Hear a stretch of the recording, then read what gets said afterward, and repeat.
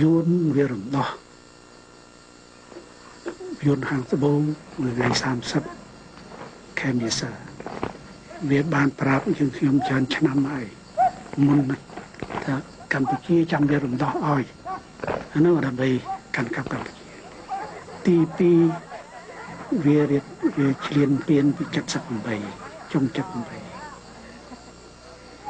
ខ្ញុំនឹងមិត្តភ័ក្តិខ្ញុំនឹងចលនាខ្ញុំមិនសារភាពវាគឺខំតស៊ូមានការឧបត្ថម្ភពីសកលលោកដែររហូតដល់មានកិច្ចព្រមព្រៀងប៉ារីស The stance of China remains to be seen. It is up to now somewhat mysterious, but all the other participants in the conference, they are willing to put an end to the conflict.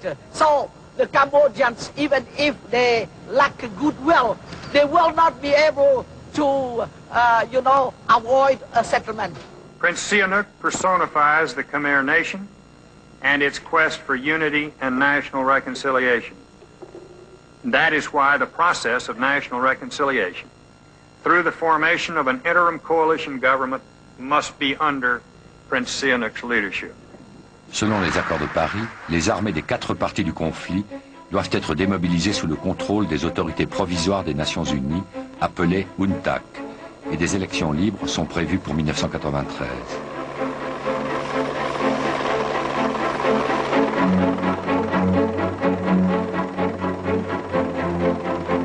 Mais les Khmers rouges se retirent des élections sous prétexte que des militaires vietnamiens occupent toujours le pays.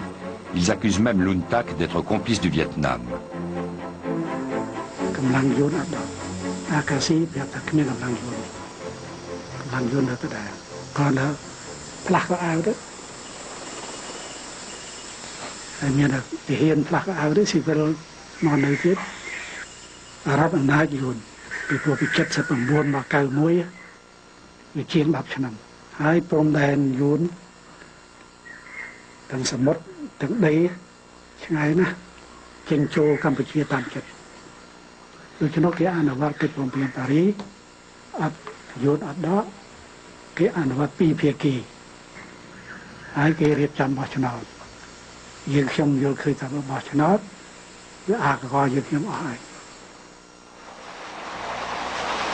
Fin 1993, mission accomplie, l'ONU quitte le Cambodge.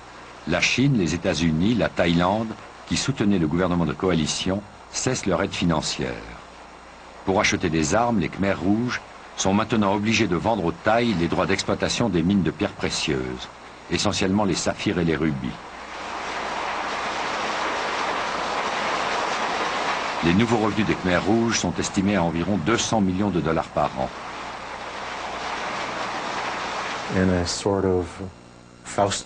En une espèce de marché faustien, Pol Pot a décidé que pour soutenir sa révolution, il devait créer une source de revenus. Et il a donc décidé de créer un système de financement à 2 étages.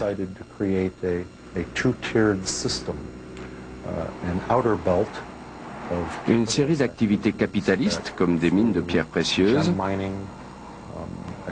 l'exploitation des produits forestiers, surtout dans le nord-ouest, autour de Pailin, et un noyau dur qui devait conserver les idéaux fondamentaux de la révolution.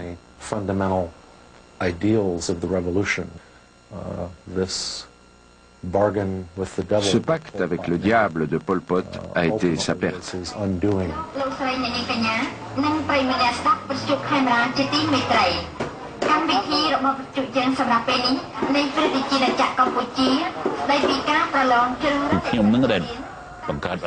J'ai décidé de passer au système privé et capitaliste.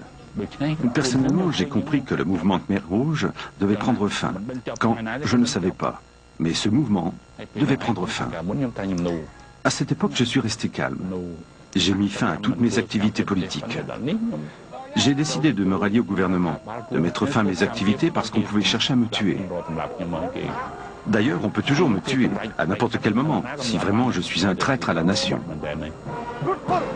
Août 1996, Ieng Sary, le numéro 3 du régime Khmer Rouge, décide de se rallier aux forces gouvernementales et amène avec lui quelques 4000 combattants Khmer rouges. Hun Sen, le Premier ministre cambodgien, leur promet amnistie et pardon royal au nom de la réconciliation nationale et de la paix. Cette scission de Ieng Sary et de ses hommes marque elle aussi le début de la fin du mouvement Khmer rouge. Le problème fondamental, c'est que Pol Pot était dictatorial.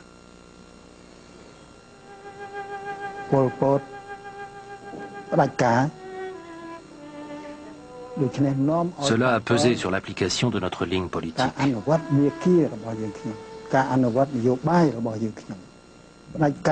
Pol Pot était dictatorial au sein du comité directeur, dictatorial envers la base, dictatorial envers les gens ordinaires.